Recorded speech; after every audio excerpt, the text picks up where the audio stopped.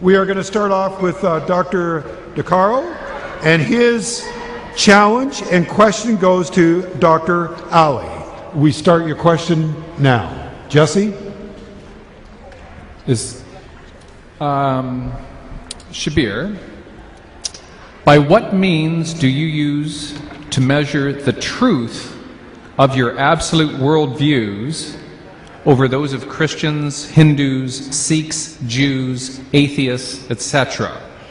If your account of reality is closer to the truth than either Dr. Costa's or mine and everyone else in the world who are not Muslim, where is your reality measuring stick which would convince all of us here tonight that what you are saying is absolutely true?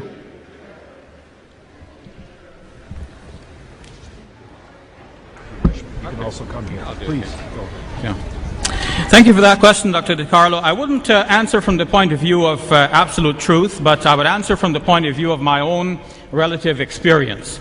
Like all of us, I have a certain history. I've been educated in a certain way. I've been brought up in a certain way. I've had certain experiences in life that have led me to where I am now and what I believe now.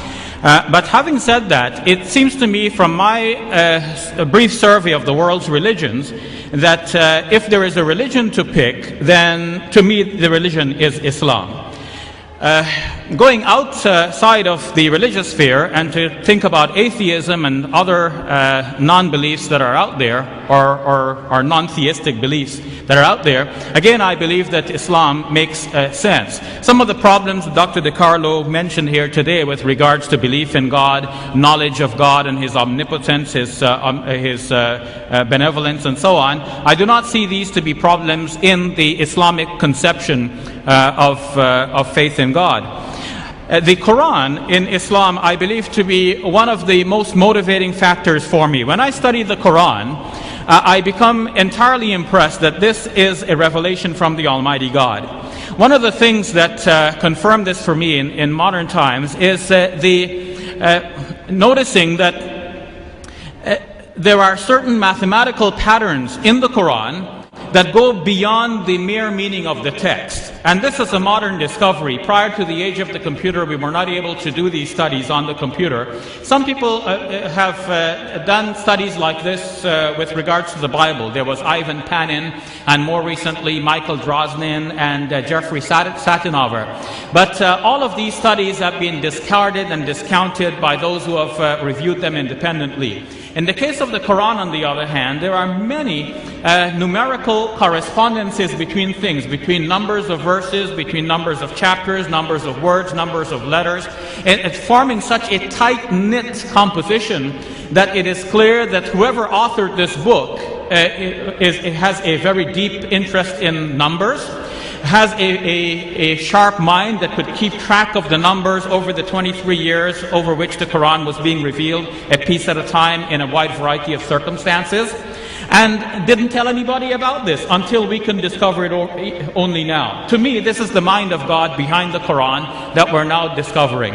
For example, one of these aspects is the number of times words occur in the Quran that are meaningful in terms of the numbers and in terms of each other.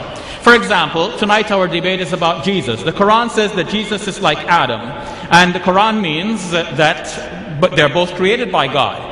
But there is another way in which Jesus is like Adam in the Quran. Each name, Jesus and Adam, occurs in the Quran 25 times.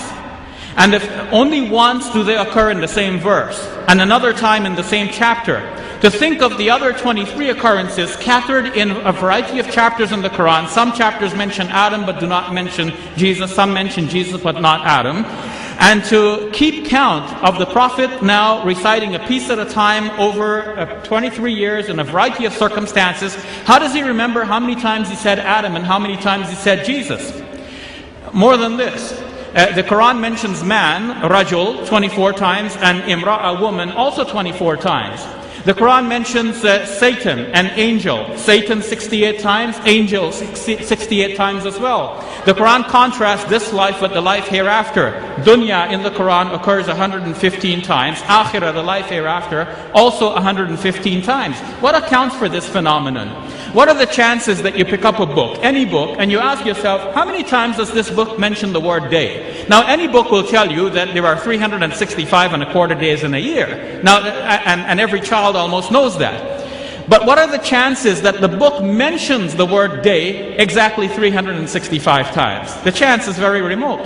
The Quran does precisely that. If one were to count the word Yawm in Arabic without any suffixes in the Quran, it occurs exactly 365 times.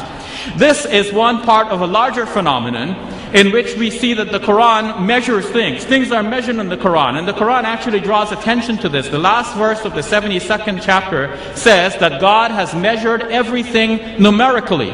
No one realized at the time that this was actually about the Quran as well. In fact, there are things in the Quran that are measured numerically, and we're only discovering that now. As Adam Smith said in the world of economics, there is an invisible hand guiding everything. To me, there is the invisible hand of God and the mind of God guiding the revelation and the eventual compilation of the Quran as we have it now. Thank you very much.